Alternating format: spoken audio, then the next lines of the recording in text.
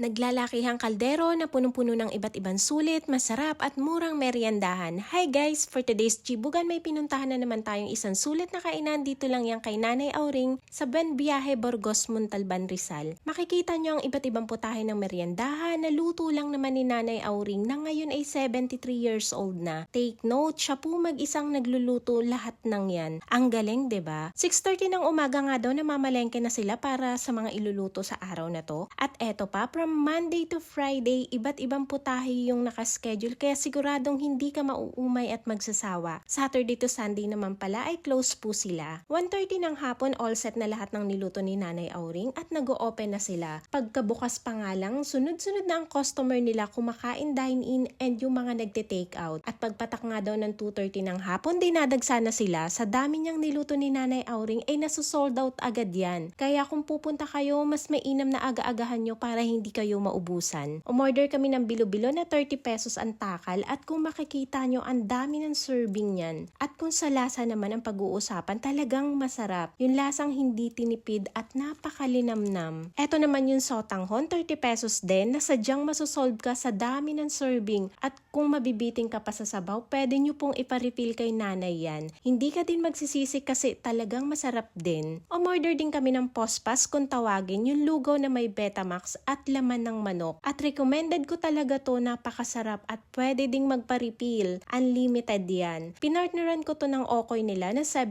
pesos naman ang isa with napakasarap na suka. Ang wagi ng combination. Meron din sila ditong spaghetti, carbonara, pansit biho na 30 pesos bawat takal. Meron din turon, maruya at yung palitaw nila na 20 pesos naman 3 pieces. Lahat na ata ng meriendahan na hinahanap mo at gustong kainin andito na kay Nanay Auring. Ayaw daw niya mag-increase ng presyo na talagang kinabiliban ko. Sa quality ng pagkain ay talaga namang napakasarap at talagang sulit. So ayun lang guys, until next food trip, thank you for watching, bye!